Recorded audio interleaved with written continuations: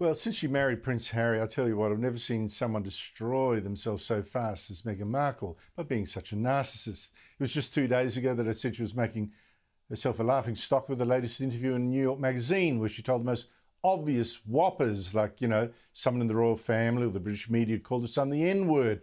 And she claimed that when she went to the London premiere of The Lion King, a cast member from South Africa looked at me, she said, and he's just liked. And he said, I just need you to know, when you married into this royal family, we rejoiced in the streets the same we did when Mandela was freed from prison.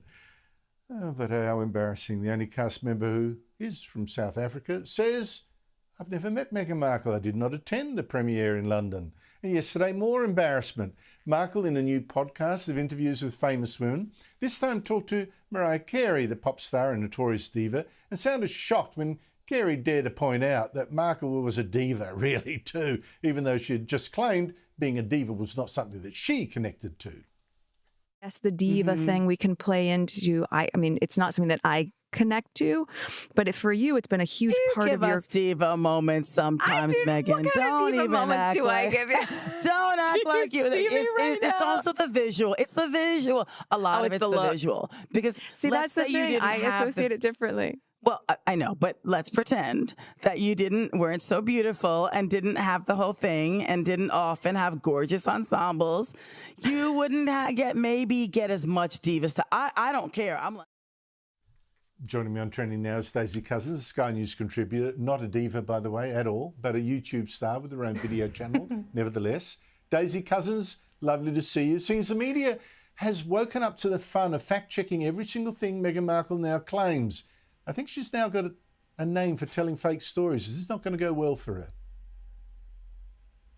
No, I don't think it is, Andrew. And honestly, how she can just sit there and tell those massive porkies with a straight face is quite incredible, because these aren't just little lies. They are giant, steaming hunks of untruth. Fancy asserting that a South African cast member said to you that the people of South Africa danced on the streets like they did when Nelson Mandela was released from prison just because she married up. That is the most ridiculous thing, and she has made such a habit of doing it. I mean, in her profile she did this week for the Cut magazine, Andrew, she asserted that members of the Royal Rota were calling her children the N-word, which is the most ridiculous claim that she provided absolutely no evidence for.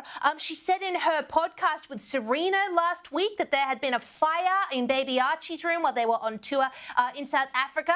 That was very quickly disputed by people who were familiar with it. They said the heater simply started smoking and then was unplugged. She also said in the Cut profile that if she took Archie to school in the UK, that it'd just be absolutely awful because there would be a press pack of 40 people there snapping pictures. Also not true, because there are rules about how many cameras can go to a royal child's first day of school. Andrew, it's 2 cameras are allowed, and only on the first day of school, so that was blatantly untrue. Then we get to the Oprah interview where she insisted she was an only child and would have just loved siblings growing up, but of course also untrue. She has a sibling, Samantha Markle, and that brings us to the pièce de résistance, Andrew, of her lies, which was in the Oprah interview where she insisted that a mystery racist royal had taken issue with how potentially dark baby Archie's skin colour could be, which is not only totally unbelievable, but Prince Harry came on an hour later in the same interview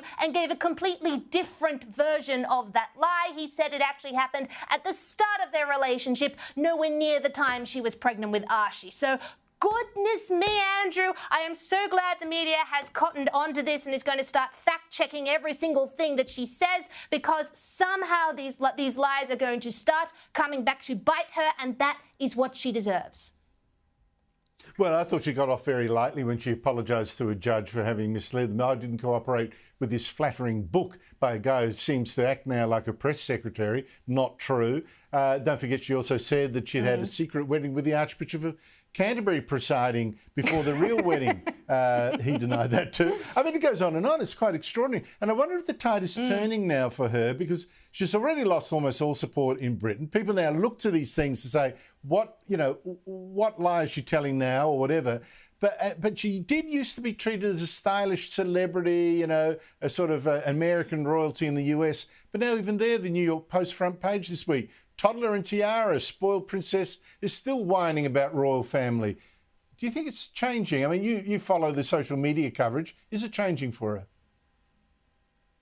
I really think it is. I think people are just kind of sick of her recycling the same old shtick. I mean, not only have you got the New York Post title, but in the article in The Cut, and that's a New York-based, really left-wing magazine, even the journalist who wrote the interview sounded sort of incredulous and actually mentioned that it sounded like Meghan Markle had a bachelor producer in her head dictating how she talked, and said that Meghan had tried to instruct the journalist on how to transcribe the noises she was making while she was being interviewed. She was saying, oh, how about you write it down like Meghan's making a guttural noise that sort of, it's hard to describe what she meant. You know, it was almost like she was just moaning. I mean, for goodness sake, I really think people are over it, Andrew, and it is really about time.